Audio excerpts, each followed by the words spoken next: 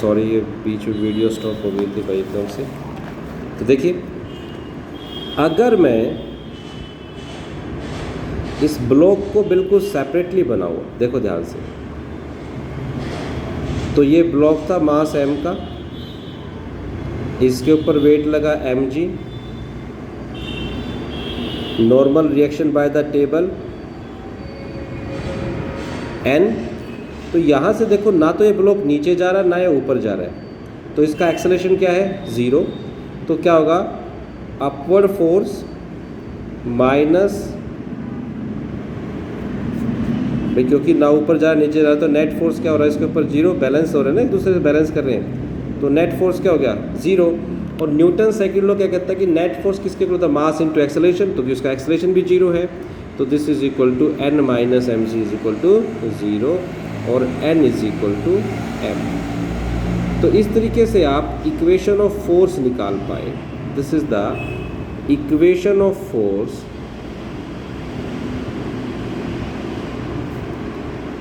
On the block. अब ध्यान से देखिए, अब आ जाते हैं, दोबारा मैं डायग्राम बनाता हूँ टेबल का उसका।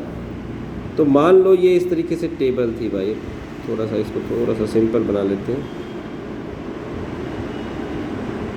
ये एक टेबल थी, इस टेबल के ऊपर एक मास रखा था,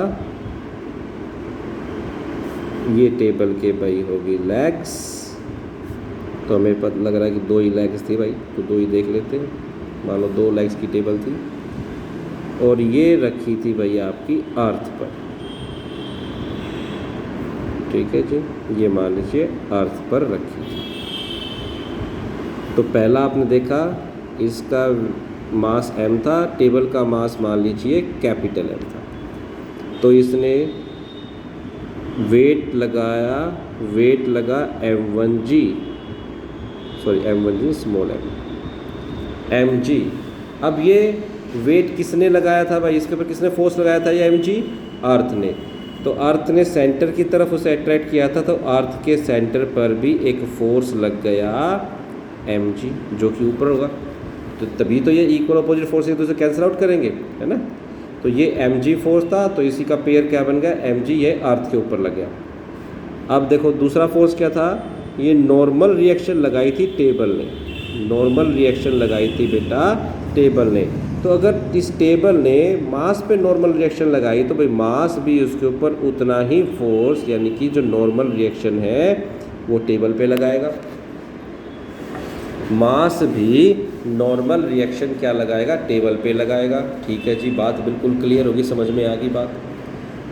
अब इस टेबल का भी मास था m, तो टेबल का मास m था, तो इस टेबल को अर्थ के सेंटर ने अपनी तरफ अट्रैक्ट किया with the force of mg।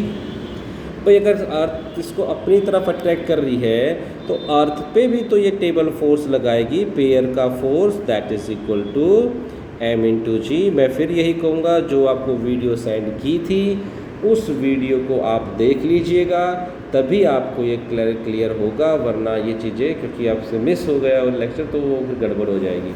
इसलिए मैं आपको ध्यान हो, तो मैंने लास्ट डे भी आपको यही बोला था कि पहले वीडियो को स्टडी कर ले, देख ले, समझ ले, कोई डाउट हो तो पूछ ले। ओके, चलिए, तो थोड़ा बेटा उसको कर लीजिएगा, तभी आएगा समझ में, वरना नहीं आएगा नहीं फिर। तो देखो, अगर इस पे mg फोर्स डाउनवर्ड लग रहा है, तो इतना ही फोर्स अर्थ पे भी, ठीक है, अर्थ ने इसको अपनी तरफ अट्रैक्ट किया, तो ये भी तो उसको अपनी तरफ अट्रैक्ट करेगा, कितने फोर्स से, mg फोर्स से।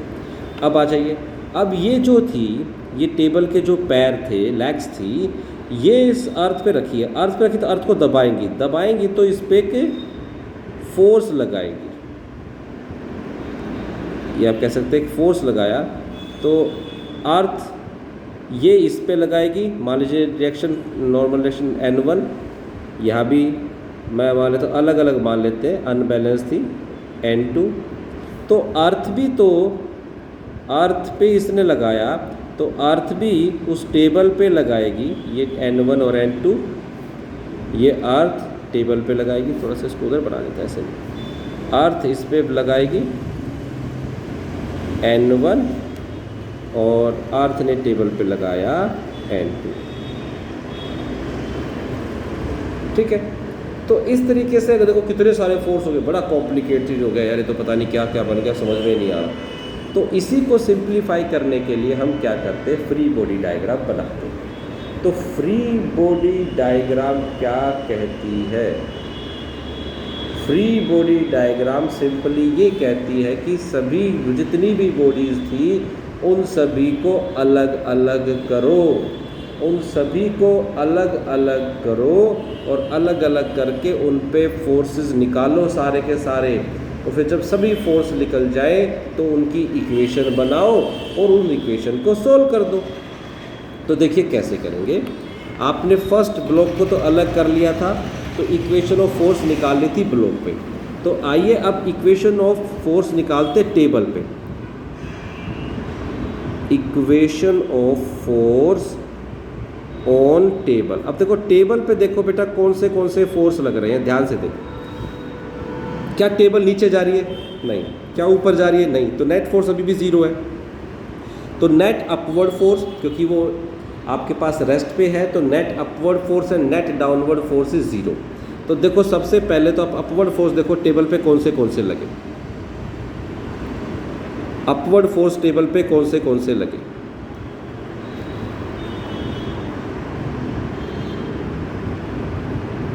देखो कौन से लगे। Normal reaction N1, normal reaction N2, mg। तो क्या लगा देखो, N1 प्लस N2 जो अर्थ ने लगाए थे, और प्लस बस यही लगे थे। अर्थ ने नॉर्मल रिएक्शन लगाई थी N1 N2, ठीक है। अब डाउनवर्ड फोर्स देखो टेबल पे कौन से लगे। जब इसने इसको ऊपर की तरफ फोर्स लगाया था तो उतना ही फोर्स नीचे लग गया N, ठीक है जी, नॉर्मल रिएक्शन लग गई। एक ये फोर्स था mg डाउनवर्ड डायरेक्शन जो अर्थ ने उस पर लगाया था,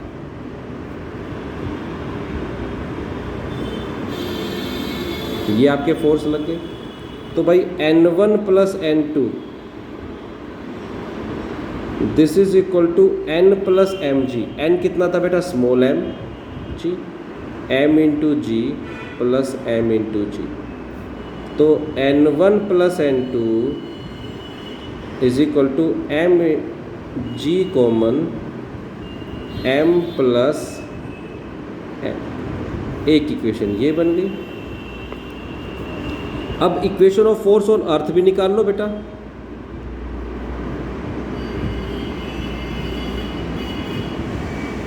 तो सबको अलग अलग मान के सिर्फ हम इक्वेशन बनानी सीख रहे हैं, कैसे बनाएंगे, सोल्व करना बाद में देखेंगे। अब देखो, अब अर्थ पे देखो कौन से फोर्स लगे। अर्थ ने इस ब्लॉक पे फोर्स लगाया था डाउनवर्ड डायरेक्शन में, इन रिएक्शन ब्लॉक ने इसके ऊपर फोर्स लगाया अपवर्ड डायरेक्शन। तो अपवर्ड फोर्स कौन से अर्थ पे अपवर्ड फोर्स लगा? एक तो mg लग गया भाई, एक प्लस में m इंटू जी लग गया, है ना। और देखो कौन से लगे अपवर्ड फोर्स। एक जो आपके पास ये अपवर्ड फोर्स लगे। अब एक बार ध्यान देना, इसके ऊपर एक नॉर्मल रिएक्शन भी लग रही थी, कौन सी? जो टेबल के इस पैरों ने लगाई थी। कितनी? N1 इधर से और N2 इधर से। तो डाउनवर्ड फोर्स हो गया N1 प्लस N2। और ध्यान से देखना वो दोनों इक्वेशन आपकी देखो मैच कर गई। यानी कि ध्यान से समझेंगे, एक और बात समझिएगा ध्यान से, हमें क्या निकल के आया है, जितना वेट जितना फोर्स अर्थ ने इन दोनों के सिस्टम पे लगाया है, उतना ही वेट उतना ही फोर्स उस सिस्टम ने अर्थ पे लगाया है। तो ये नॉर्मल रिएक्शन और ये g इंटू एम प्लस। तो ऐसे आपको अलग अलग करके इक्वेशन बनानी है और इक्वेशन को सोल्व करना है, ठीक है। क्लियर है? कोई डाउट हो तो बेटा पूछेगा। चलिए एक और छोटा सा सिस्टम लेते हैं, एक और सिस्टम लेते हैं, ब्लॉक्स का ले लेते हैं। 2 ब्लॉक्स का कैसे करते देखते। मान लीजिए ये आपकी कोई टेबल थी,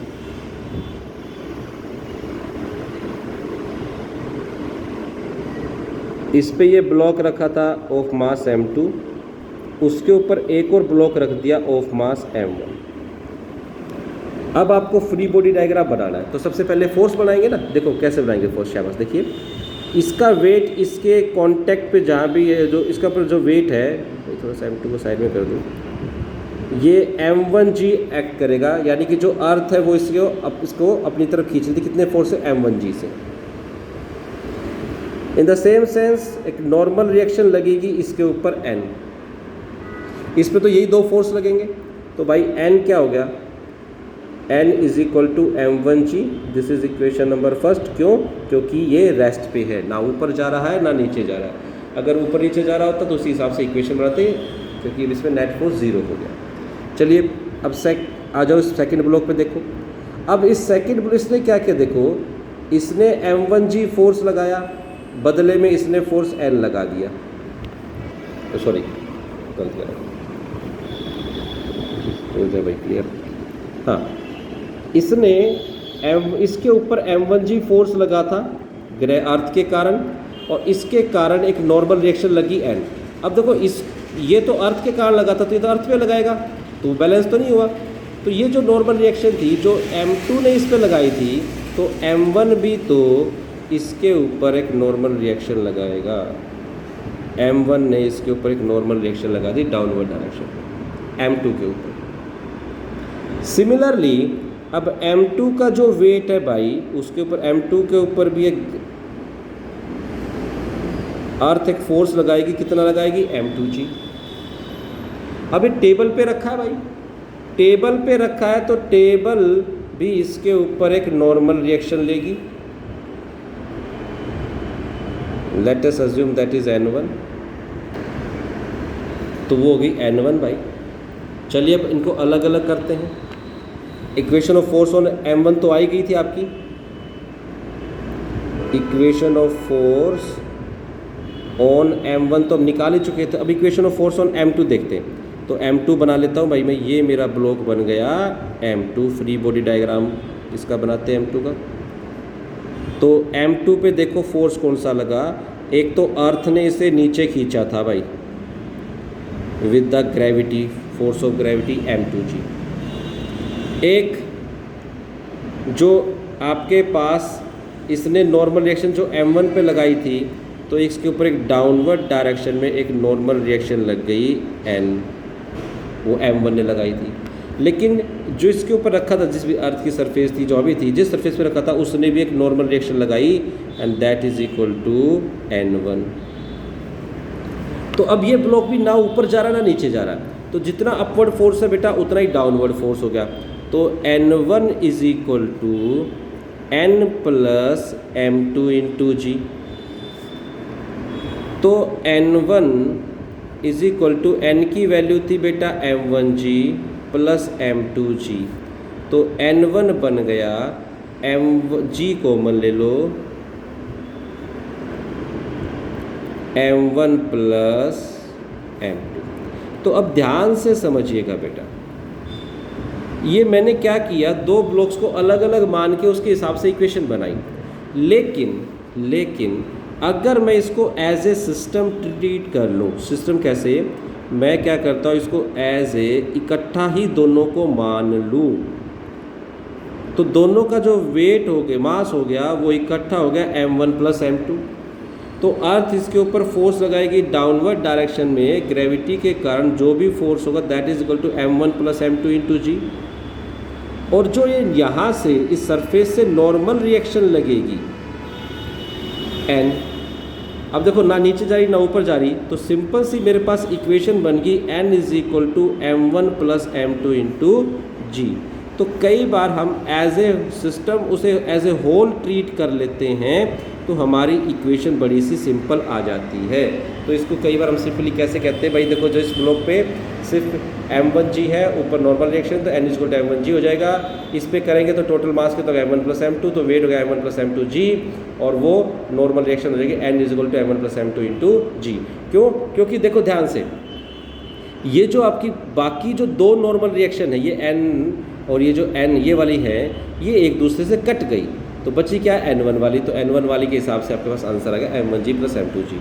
यहाँ पे देखो हमने उसी चीज़ को इकट्ठा कर दिया कि भाई जो एक सेम जो दोनों पे नॉर्मल थी वो m1 + m2 × g के आगे आ गई। तो पूरे सिस्टम में कई बार जो हमारे इक्वल और अपोजिट फोर्सेस है बेटा वो कट जाते हैं, इसलिए पहले हम फ्री बॉडी डायग्राम से करें या उसे एज ए होल सिस्टम कुछ क्वेश्चंस में जिसमें रेस्ट पे होता है वहाँ की बात करें, मोशन की बात अभी नहीं कर रहे हैं। तो वहाँ पे हम क्या करते हैं, उसको as a whole system as a whole हम ट्रीट करके उसकी इक्वेशन बना सकते हैं। ओके बेटा, that's all for today, thank you.